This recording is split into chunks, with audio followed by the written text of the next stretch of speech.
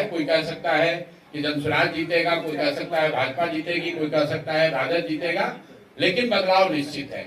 एक और बात जो निश्चित है जिसको आप लिख सकते हैं कि नीतीश कुमार नवंबर के बाद मुख्यमंत्री नहीं रहेंगे, क्योंकि किसी भी परिस्थिति में कोई भी परिणाम आए उसमें नीतीश कुमार मुख्यमंत्री नहीं रह सकते, क्योंकि अगर एनडीए जीता तो भी भाजपा बड़े दल होने के नाते वो लोग अपना मुख्यमंत्री बनाएंगे, जैसा उन्होंने महाराष्ट्र में किया।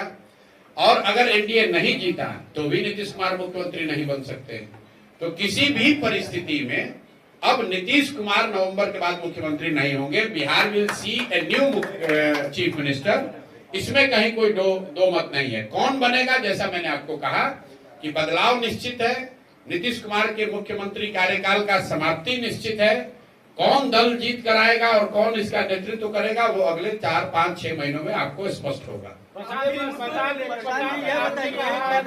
लालू राज जो है नीतीश राज से बेहतर राज था, किसने कहा? आपने। अब ये शब्द आपके हैं, किसने? हम तो हमेशा यही कहते हैं कि लालू राज और नीतीश के राज में कोई फर्क नहीं है। लालू जी के राज में अपराधियों का जंगल राज था, नीतीश के राज में अधिकारियों का जंगल राज है। लालू जी के राज में अपराधी गन लगाकर लूटता था, नीतीश के राज में अधिकारी कलम लगाकर लूट रहा है। हम लोग तो ये गांव गांव घूमकर हमने 2 बरस कहा कि लालू जी के राज में जो अपराधी था वो रात में गन लगाकर लूटता था, नीतीश के राज में तो अधिकारी दिने में गन लगाकर लूट रहा है। और जैसे लालू जी के राज में अपराधी किसी से नहीं डरते थे, उसी तरह नीतीश कुमार के राज में भी अधिकारी किसी से नहीं डरते। आप लोग भी रोज देख रहे हैं। तो दोनों जो राज है इसमें फर्क कुछ नहीं है। जनता का हजामत दोनों में बना है, इसीलिए जनता दोनों से मुक्ति चाहती है। प्रशांत जी, आने वाला जो भी विधानसभा चुनाव है उसको लेकर के तैयारी चल रही है।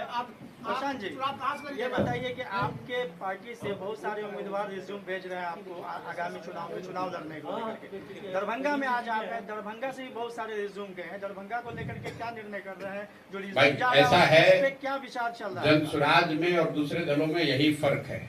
अगर आपको उम्मीदवार बनना है जनसुराज में तो आपको टेबल के अंदर कोई डीलिंग नहीं करनी है, कोई जातीय समीकरण नहीं बनाना है। आप बिल्कुल पारदर्शी तरीके से आवेदन दे सकते हैं और आवेदन देने के बाद अपने क्षेत्र में अपना नाम के नीचे संभावित उम्मीदवार रखकर आप जनता के बीच जाकर प्रचार प्रसार भी कर सकते हैं, ताकि जनता आपका आकलन करे, देखे, समझे और हम लोग को भी उसका फीडबैक मिले। मैं आपको रिकॉर्ड पर बता रहा हूं कि 12,000 से ज्यादा लोगों ने आवेदन दिया है बिहार में। 12,000 से ज्यादा लोगों ने जनसुराज के प्रत्याशी बनने के लिए आवेदन दिया है। जनसुराज ने एक प्रेस कॉन्फ्रेंस करके ये भी बताया